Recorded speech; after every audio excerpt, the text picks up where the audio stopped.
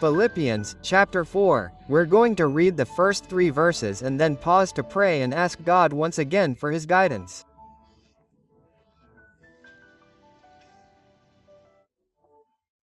Therefore, my brothers and sisters, beloved and longed for, my joy and crown, stand firm, so stand firm in the Lord. Beloved, I urge Euodia and Syntychus to live in harmony in the Lord. Indeed, faithful companion, I also urge you to help these women who have shared my struggles in the cause of the gospel along with Clement and the rest of my fellow workers, whose names are in the book of life.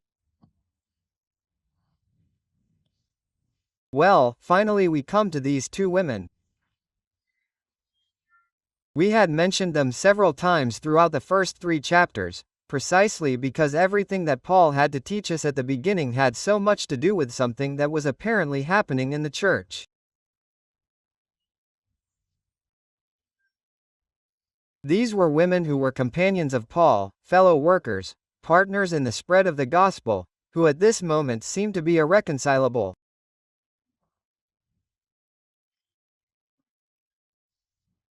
And, from the very beginning of the letter, when you follow each of Paul's instructions, before you get to these 2 names, you begin to get a sense that something was going on in the church, and that Paul was trying to address precisely what was happening or taking place in that place.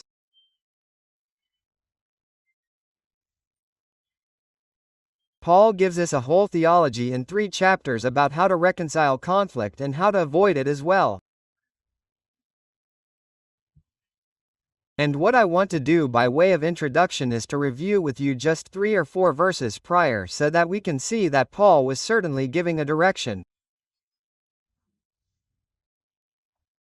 In 127 he says, "Conduct your conduct in a manner worthy of the gospel of Christ, standing firm in one spirit, with one mind striving together for the faith of the gospel." Notice the emphasis, one spirit, with one mind.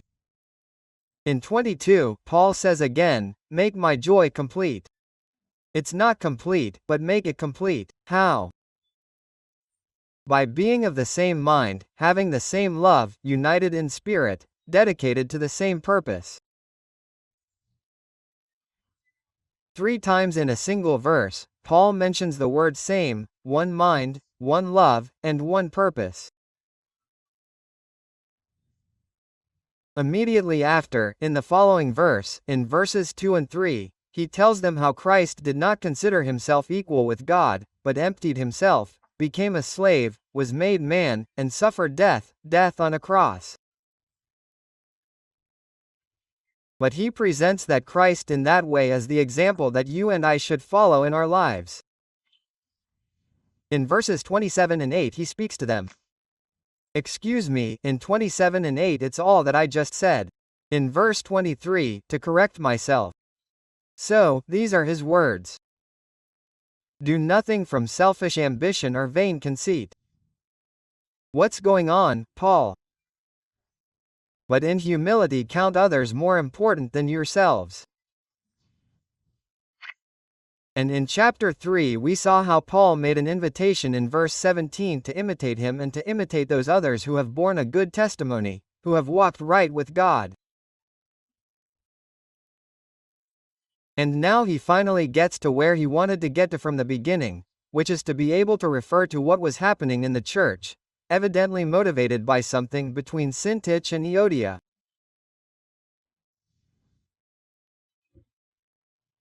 Paul ends up rebuking these 2 women, and he is going to do it publicly because these were letters sent to the entire church, but before doing that, he has covered a lot of ground, he has laid down a lot of theology, he has exhibited a lot of sensitivity in his teachings.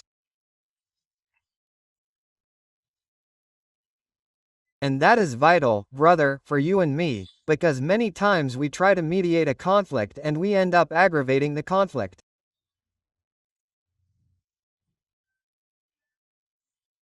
Perhaps not intentionally, perhaps it is more subconscious than conscious, but if we do not have in mind the correct theology, the attitude of heart that God commands us to have, the sensitivity that Paul exhibits, most likely you and I will end up getting involved in the conflict and increasing the conflict instead of reducing it.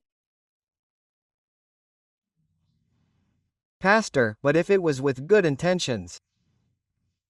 As has always been said, the world is full of people with good intentions. Good intentions are not enough.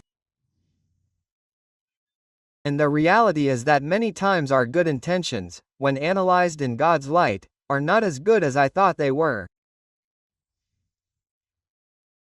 They are good from my perspective to achieve the goal that I understand is achievable. But when God reviews it, perhaps it was neither the correct perspective nor the appropriate goal. Therefore, my good intentions may not have been so good in the end. Mediating a conflict or resolving a conflict requires, in addition to good intentions, a humble spirit to listen to the other person. Before he finishes speaking, I must not react. I need humility for that. I need meekness to react to the words of the other person.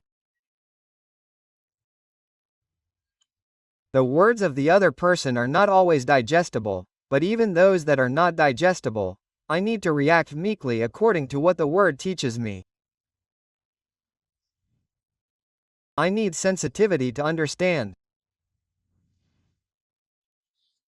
Many times we do not understand because we do not want to be or are not willing to be as sensitive as the other person requires me to be to see what he is trying to communicate to me and why he is as hurt as he says he is. And it also requires wisdom from above for us to be able to counsel either others or ourselves. For 3 chapters Paul displays all of these qualities.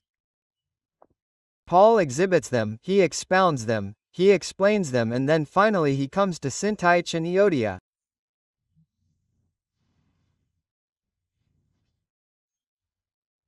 Furthermore, before he gets to them, Paul is still displaying these qualities in the introductory verse when he refers to them, when he calls them my brothers.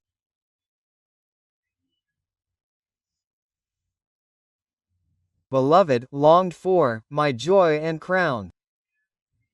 He hasn't gotten to Cynthia, he hasn't gotten to him, he wants them to know how much they mean to him. They are his brothers in the faith. Which implies that Christ has shed blood for these people. They are not only his brothers, they are his joy. They are everything that he expresses here. And you have to imagine that someone or a congregation that is all of these things to a man, to a pastor, when he sees them divided, he has to feel deeply hurt. And Euodia and Syntyche are sisters for whom Christ shed blood. To see blood divided must be deeply painful. It's even more so when you consider the condition that Paul is in. These are people that he loves twice over. In one verse he says, Beloved, beloved, agapetos, you grieve me. He doesn't just call them beloved, he calls them missed. In other words, I love you so much that I miss you. I long for you. I dream of seeing you, so to speak. When you long for something, it's something that you desire. And that's exactly what Paul is trying to communicate. And then he tells them, You are my joy. You were planted by me. I have seen you grow, I have seen you multiply. You have participated with me in the expansion of the gospel. You are my joy. You are my crown. Quote. The word that appears as crown is interesting, because it is not diadem, which is the crown of the king. It is Stephano, and Stephano was the crown that the athletes received at the end of the competition. At the end of a race, when they had won the prize, they placed a Stephano on them. And Paul is saying, You are Stephano to me. I am not at the end of my days because I still have hope of getting out of prison, but I know that I am at the end of my time and you can be considered as the Stephen over me. You are part of what God could give me as a reward, as a crown at the end of my career. That is why you are part of my joy. Years have gone by, and years later, 10 years after planting this church, Paul still remembers you and misses you and loves you and calls you my joy and my crown. Pastor, but if they are like dividing themselves. Yes. What happens is that Paul has found what I imagine he has popularized, I think, when he talks about seeing evidences of grace in the other. What is that?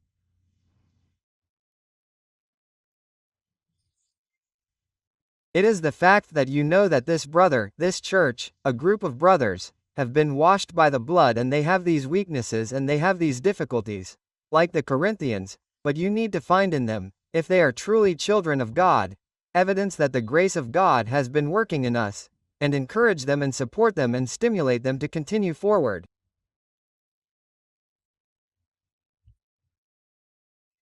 Because God is working in them and you must contribute to God's work in them.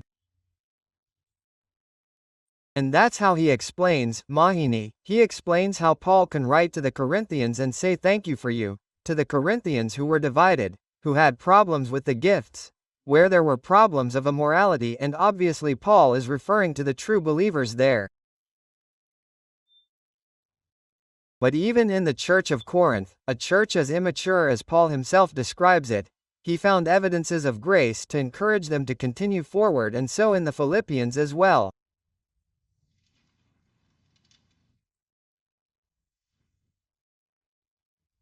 To compare that to how easily we erase someone from our mind or our heart when we fail, or when I fail and you erase me, or you fail and I erase you.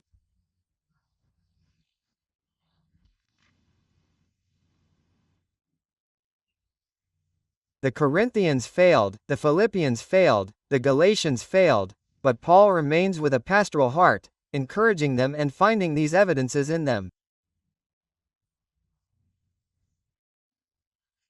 And then he introduces them in this way. He says, "Stand firm in the Lord, beloved." There is a call once again to stand firm. The word there translated as stand firm is a word that was used in the military to speak of something, of a position that has been given to you that you do not need to conquer because it has already been conquered. You do not need to earn the position, it has already been won. What you need to do is hold on to it firmly. Paul speaks of this in Ephesians chapter 6 when he speaks of the armor of God. In that same way, I do not need to conquer my position, I do not need to earn it, Christ has won it. The battle, and the victory are proclaimed, but I need to stand and hold on to the position that he has already given me. And when we begin and enter into conflict as a body, I begin to give ground that does not belong to Satan, but that somehow in my heart or in my environment he has begun to conquer because of the way that I have allowed myself to be influenced. And Paul is saying, no. Beloved, stand firm, hold fast to your position, stand firm in what God has given you. There are different ways that a church can lose its firmness.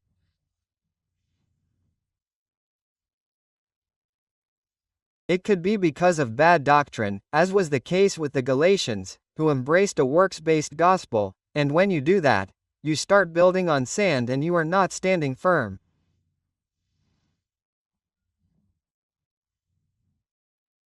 At other times it could be a disappointment, as happened to the apostles on Friday night when Christ was not there and was buried, and they were not believing in the resurrection and their eyes could not see beyond Friday as ours do.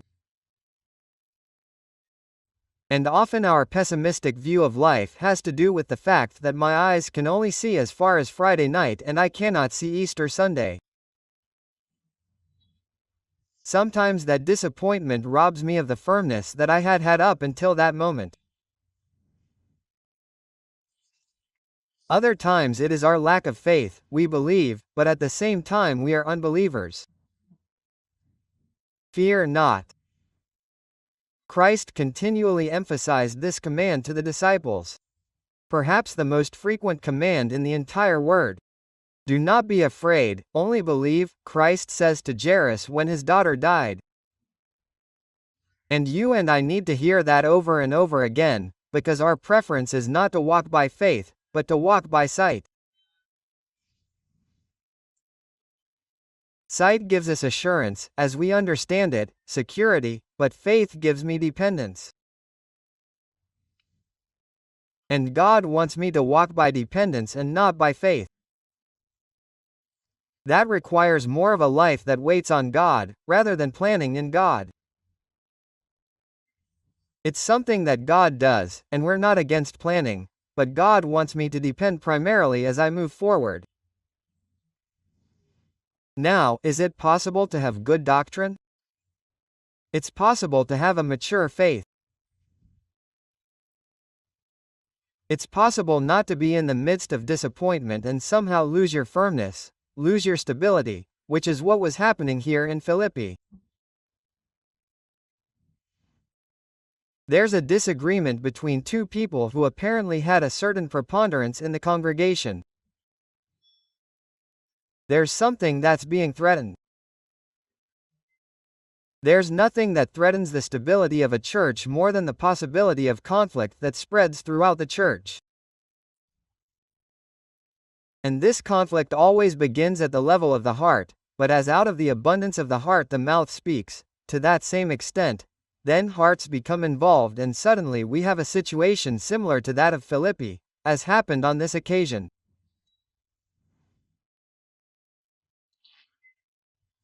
The reason why we lose stability, why we lose firmness when conflict invades us, is that we have fragmented what Christ gave us, what Christ united. Now we have allowed that to fragment. Secondly, we consume real emotional and physical energy in the midst of conflict, and there is nothing more draining, there is nothing more exhausting than the presence of conflict. And that conflict in turn takes away our concentration to run the race.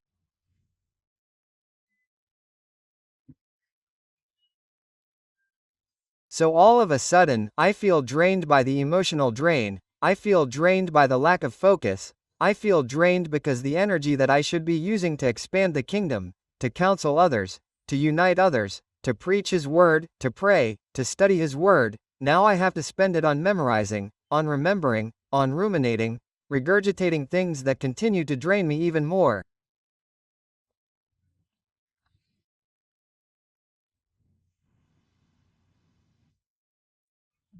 And this is of some importance because when you read this several times and go back and read it and go back and read it, you realize that Paul's language reveals that he is worried.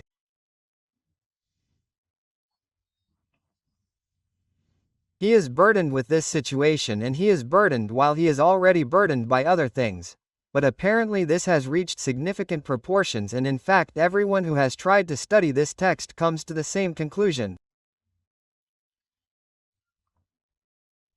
This is not just a conflict between Bodia and Syntyche. And there are several reasons why we could say this. First of all, let's start by analyzing that this is not a small conflict at this moment. It's not like Paul lives in Philippi and just sent an email. B. Please come to an agreement. No, that's not it. Paul is 900 kilometers away. Paul is in a dark prison where he sometimes doubts whether he's going to get out alive or not. And there he just heard about a conflict that exists in the church in Philippi. Don't you think this was a simple disagreement? This traveled 900 kilometers away, and Paul, an apostle who has a life that he may lose, has to be bothered so that he can send word to the church.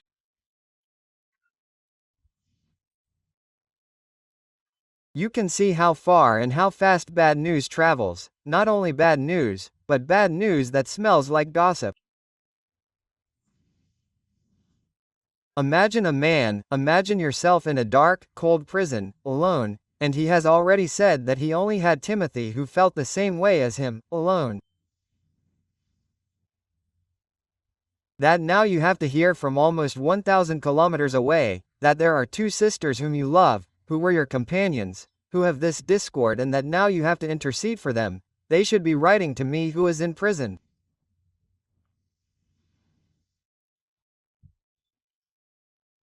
I don't know how Paul had the serenity to do that, how careful he was, how he had the concentration, the peace to write everything he wrote in the first 3 chapters and then in yet another sensitive way introduce the subject of Bodia and Syntyche.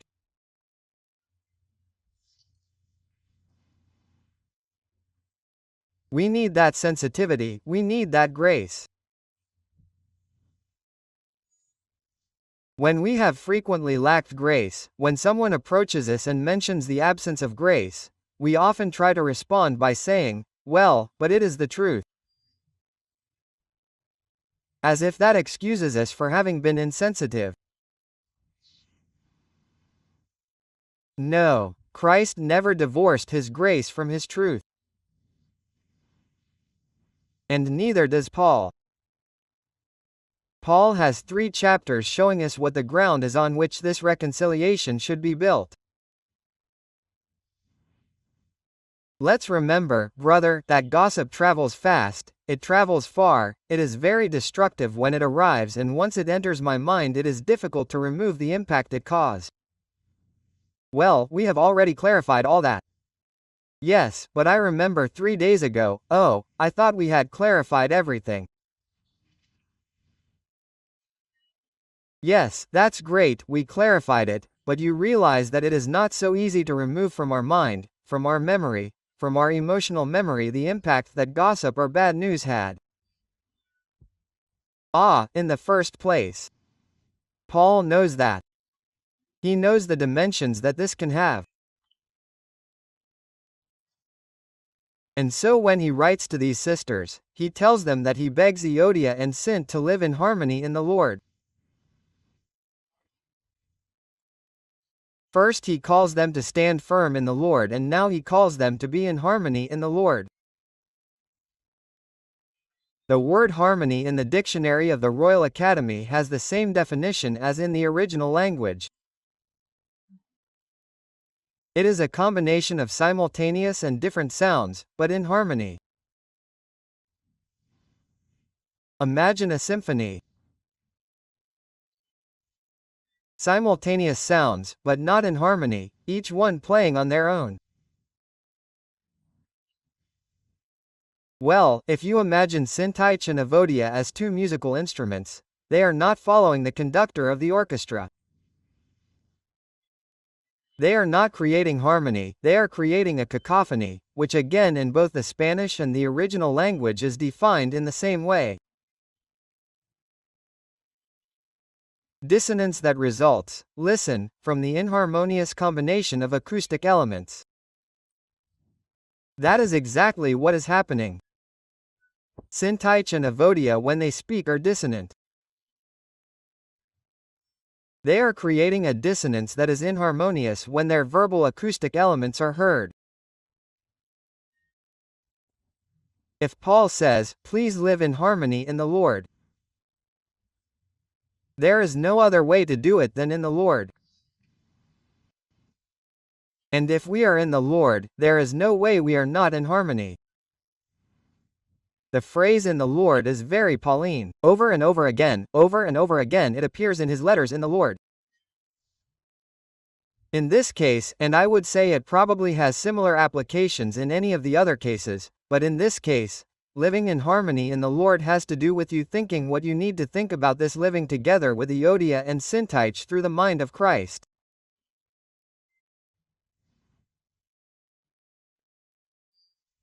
You're going to decide through the values and the feeling and the heart and the mind of our Lord. And you're going to do it in a way that is convenient for the kingdom. And what's more, it's not just that it's convenient for the kingdom, but that you're willing to make that decision for the kingdom, even if it's to your detriment.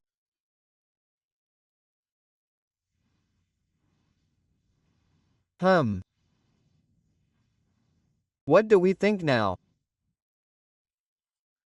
Because it's easier to see when we say make a decision for the kingdom, much less easy when we say yes, but even if it involves something that's not going to be in your best interest.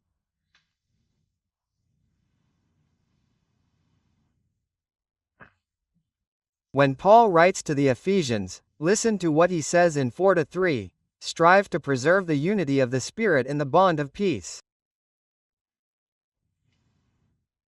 Let me read this text one more time to see what you get out of that verse.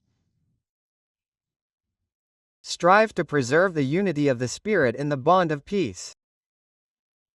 There are 3 or 4 lessons there quickly. First of all, notice that Paul calls us to preserve. You preserve what you already have. Paul doesn't call me to create unity. In fact, unity is called the unity of the Spirit. The Spirit creates that unity. The Spirit has given me something that is united. Now I need to strive to preserve the unity of the Spirit. That's the first thing. Secondly, Paul is telling me very clearly, this is not going to happen naturally. You have to striving to preserve the unity of the Spirit.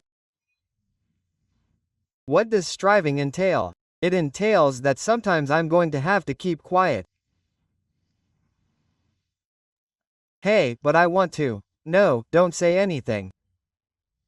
Sometimes that's going to be it. That sometimes I'm going to have to forgive, sometimes I'm going to have to ask for forgiveness. I have to make the effort. Sometimes I'm going to have to decide for the other person and against myself. I'm going to have to go the extra mile. I'm going to have to think of the other person before myself in order to maintain the unity of the Spirit. Sometimes I'm going to give in, sometimes you're going to understand that perhaps the other person wasn't right yet, but since we're not talking about compromising the truth of Christ, but rather something of preference or understanding, you're going to give in for the sake of the kingdom of Christ. And God who sees in secret will know how to reward you in secret, but I have to make an effort. There's no way to maintain the unity of the Spirit if it's not in the Lord. Well, if it's not in the Lord, what would it be? Well, in the flesh, and what happens is that in the flesh I increase the conflict, I feed the conflict, I strengthen the conflict, I enlarge, magnify the conflict, I spread the conflict. But Paul has called us not to do this in the flesh, but in the Lord. And the more space we give to the flesh, the greater the size and dimensions that the conflict reaches. And when it comes to resolving the conflict, I need to resolve it in the Lord. Euodia, please, what is this cacophony that you have? Live in harmony in the Lord. Paul has already spoken to you about why for 3 chapters. For the sake of the gospel, for the example that Christ left us, who emptied himself, who became a servant, considering others better than yourself, doing nothing out of selfish ambition or for self-glory. He feels that I have already taught him all that. Now let's talk about you. Secondly, it is thought that this conflict has already reached more people than Bodia and Syntyche and that there are probably already groups of people around Bodia and Syntyche. Because doubtfully if this had been at the level of these two, this would have traveled 900 kilometers away. Secondly, this letter is going to be public, so it seems in some way that the stability of the church was at stake when in a public letter we are going to have to rebuke these 2 women. And we don't know how the conflict started, but things usually start small. World War I started between 2 people, then 2 nations, then 2 groups of nations. So there was probably a disagreement, something small possibly, but now it has escalated and requires the intervention of an apostle hundreds of miles away. They had not been able to resolve their disagreements, and in all probability the brothers in the church had not been able to intervene to resolve the disagreements between them. but the conflict has already occurred. A conflict is not the same as a disagreement.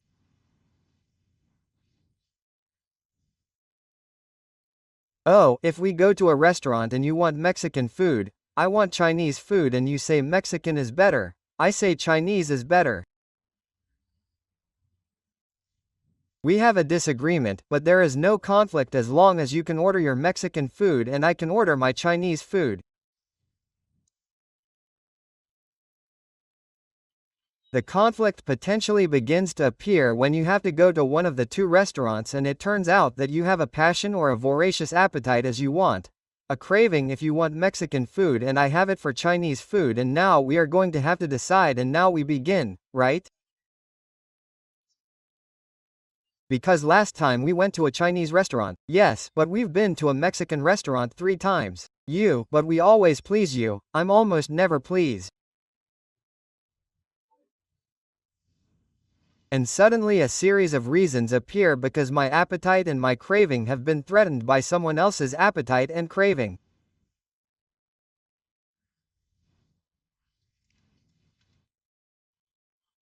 So, the difference between a disagreement and a conflict is that, in conflict, there is a threat that is perceived.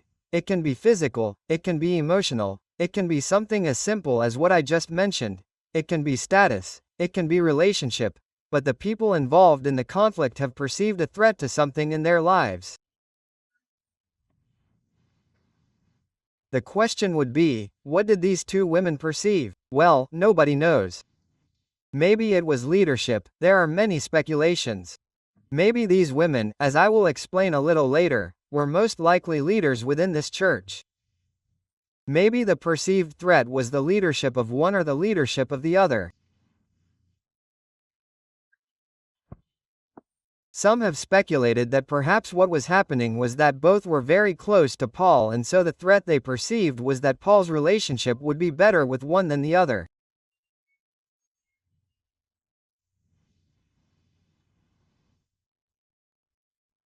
And that speculation comes from the fact that this is not uncommon, that when we are close to someone, a wife who is close to her husband, a husband who is close to his wife, and there is someone who approaches and we see that the relationship seems to be in danger, we react.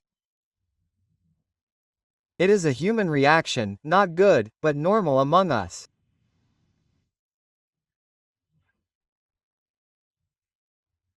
What we cannot forget, brothers, is that in most conflicts, or in all of them, there are a good number of misunderstandings, and the more time goes by, the more misunderstandings become, and that worsens the situation because the misunderstanding becomes our reality.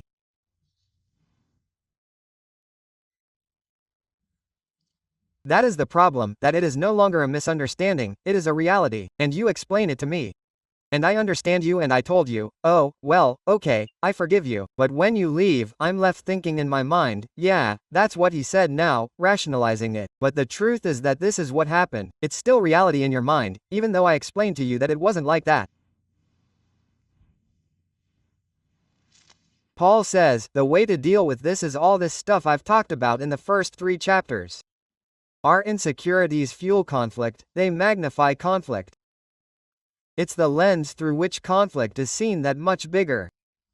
And the more insecure I am, the bigger the conflict is, and the more frequent conflict occurs. Now, let me add something that I'm convinced of from what I see in the Bible, from what I see in church history, from what I see in my own history. God allows conflict. Not because it's good, but it brings things to light that are good for God's work. Conflict brings up our fears. When there's no fear, there's no conflict. I have nothing to fear. I'm afraid of my status. I'm afraid of a relationship. I'm afraid I won't be able to enjoy a meal. What I fear is what creates conflict. Conflict creates or exposes our selfishness that refuses to see the other person's point of view. Conflict creates or reveals our jealousy, our anger, our hurts that we hold on to as evidence. That you hurt me. And I don't want to lose the evidence because at some point you're going to think it wasn't my fault. I want you to understand today and always that it was always your fault and it will continue to be your fault. And here is the fresh wound so we can prove it. That's how we are. Conflicts reveal our unrealistic expectations. Do you remember the title of Paul Tripp's book? What do you expect? What did you expect? They reveal our idols. Our idols are not simply money, possessions, position, no.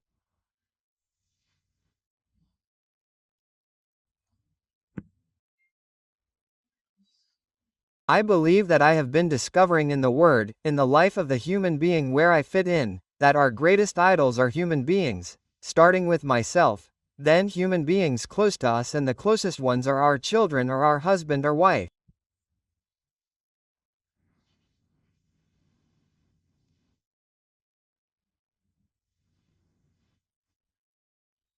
Conflicts reveal our pride that resists negotiation, that resists giving in. And finally, many times they reveal our immaturity that reveals a lack of growth.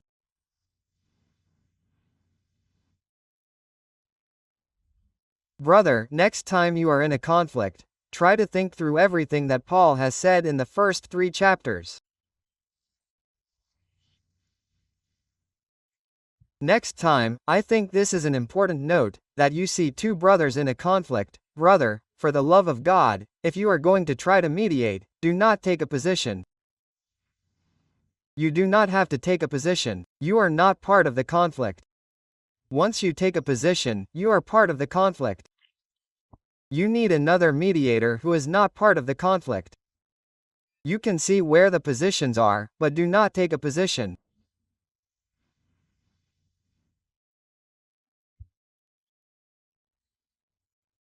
Unfortunately, the closer the person is to us, the more easily I take that person's side because of the closeness that we have, and we accept that position as valid and valid many times, and the probability that we will take that position is going to be directly related to the closeness that we have with the person.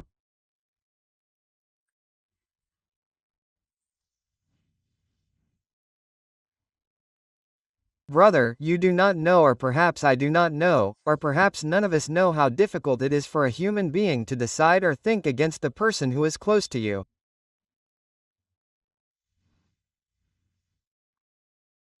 The probability is that if my wife sees me in a conflict or I see her, she's going to assume that I'm right, or I'm going to assume that she's right. But it's not always that way, because I'm not Christ and she's not Christ. Whether it's your friend or your uncle or your friend, it doesn't matter. Try to remain impartial by listening, if you want to mediate, by listening to both sides and not influencing one another, but helping both sides to see what they're doing, feeling, thinking through the mind of Christ. That would be the role of the mediator. Thirdly, it's thought that this conflict has reached significant dimensions because Paul is asking an intermediary, whom he calls susugos, a faithful companion, to intervene, to try to reconcile, and we don't know who he is. Some have speculated that this Epaphroditus, the one who is probably carrying this letter, we don't know this person's name, who he is, but whoever it is, Paul probably understands or has the spiritual maturity to do so, or has the heart of a peacemaker.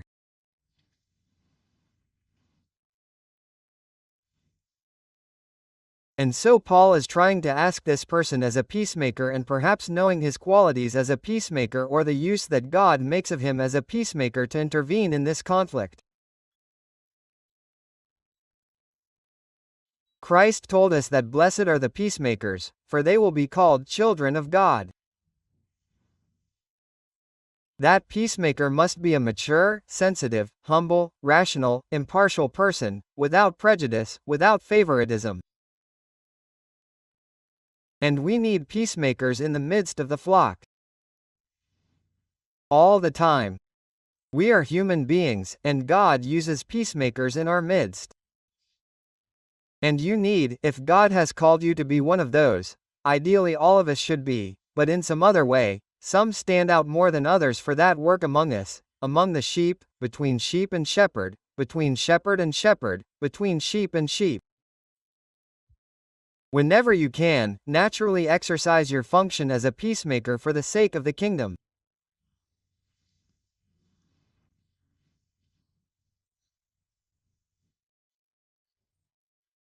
When the conflict is not resolved quickly, the heart begins to harden and the hardened heart begins to show signs of hardening. We see it in counseling frequently with a heart that continually regurgitates the offense received.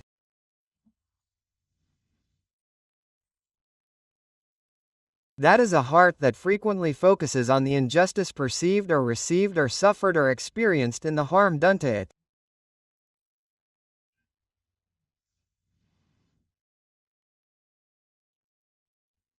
As time goes on and that heart hardens even more, it begins to show other signs of hardening and the heart begins to argue defiantly in the midst of conflict.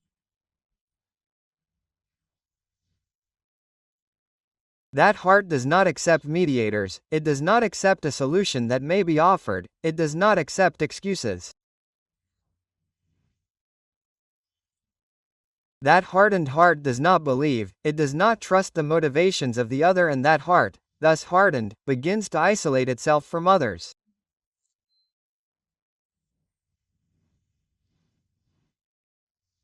Paul does not give us the details of how far this has penetrated, but it is obvious that this has a dimension that requires an entire letter from an apostle who is imprisoned, whose life is about to be lost. But he has to intervene on top of that, he has to intervene. There is something serious at stake here. Fourthly, it is thought that the size of this conflict was significant because we are not talking about two newcomers or newborns who are in conflict in the congregation. These two women, listen to how Paul describes them, women who have shared my struggles in the cause of the gospel along with Clement and the rest of my co-workers. In a highly male-dominated society, that in this letter these two women achieved renown, so to speak, public, to be named in that way, implies in all probability that they must have been women of leadership within the congregation. And that compounds the problem. Because if there is one thing we know, it is that the conflicts of us leaders are often worse than the conflicts of the sheep. We create bigger waves. We drag people down with us. It is natural. Peter deviates and begins to drag Barnabas down with him, and Paul had to confront that. That is common. We leaders usually have stronger convictions than the sheep, and therefore in the midst of conflict we tend to be more proud than the sheep because our convictions are more deeply rooted. Satan knows that. He is not stupid, he is wise. He has studied us and he knows how he can create division and the collapse of the church. And unfortunately, as many have heard in counseling when they have come to me, none of us see things as they are, but as we are. All of us, absolutely all of us. That is the reason for using myself as an illustration, that sometimes someone has had something small happen to them at the clinic. Maybe I didn't go, or they were offended by me. This is not a justification, it is an explanation. When someone mentions it to me as a doctor who is used to seeing atrocities, I say, but that was something simple.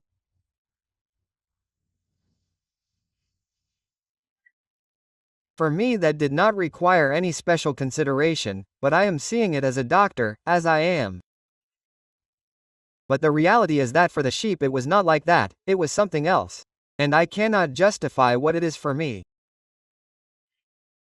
I have to try to get out of my doctor's uniform, put on my sheep's uniform, put myself in their shoes and see myself there in ignorance of what is happening to me to say, okay, but I understand what he was trying to say and what I am going to do, ask for forgiveness. I have no choice. But in the midst of confrontation, we do not see things as they are. We see them, or rather, as they are, but as we are and how we are in the midst of confrontation. How are we? Hurt, angry, upset. And that's how we see them. To the extent that the conflict drags on, the wound lingers and the smell grows stronger. Unfortunately, sometimes, I tweeted something about this about a week ago, sometimes we keep the wound inside because it is evidence that it is not my fault. And sometimes we do that.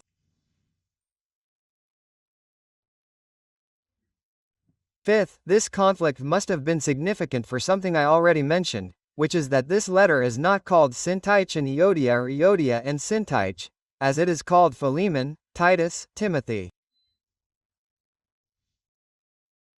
These were personal letters. This is a public letter to the entire church. If this was a conflict between Euodia and Syntyche, there had to be a letter called like the one between Philemon, Euodia and Syntyche. Then, to speak to her alone about what they should do to resolve their conflict. But this is already reaching the level of almost public discipline where we have to reprimand these sisters publicly, although sensitively, and say, I beg Euodia and Syntyche, which is how it is in our language, but in the original language it says, I beg Euodia and I beg Syntyche. He addresses one and addresses the other, not just one. I beg Euodia and Syntyche, not, I beg Euodia and I beg Syntyche. This is going to be read publicly. They are going to be there now hearing their names mentioned in public, and apparently the congregation was going to know who this faithful companion was to whom Paul was appealing to intervene and reconcile these two sisters. That speaks to the fact that this has grown, and this is important. Paul knows the implications of division in the body of Christ. He recalls these words in a different context, but I want to mention them and apply them. He recalls the words of the Lord Jesus when he was accused of casting out demons by the power of Beelzebub. He recalls these words from Matthew chapter 3 verse 24 and 25. Listen to them and then I will apply them. If a kingdom is divided against itself, that kingdom cannot stand. And if a house is divided against itself, that house cannot stand. And if Satan has risen up against himself and is divided, he cannot stand, but has come to an end. Well, certainly the context of what Christ has said is the casting out of demons and the accusation that he does it through the power of Satan. But there are truths here that are highly applicable to the church, and that is what I want to do. I want to do it in a way that I will substitute house and kingdom for church and see how it sounds. Listen, a church divided against itself cannot stand. And if a church is divided against itself, that church cannot stand. And if Satan causes one member of a church to rise up against another and the church manages to divide, it cannot stand, but has come to an end. I believe that we can do that with freedom. That application. Paul knows. Someone wrote to me a few days ago about a conflict. It has nothing to do with our country, but I reminded him of something that has been said for a long time. It is not new, it is not mine. Remember, brother, that God builds his people, but Satan destroys the people of God with the people of God. Do not forget, brother. God builds his people, but Satan destroys the people of God with the people of God. Paul knows that. Paul is aware. Paul is hurt.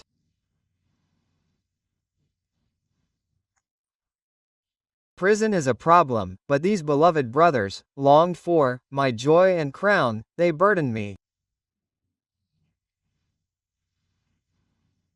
My faithful companions, I beg you to intervene, to speak with these sisters.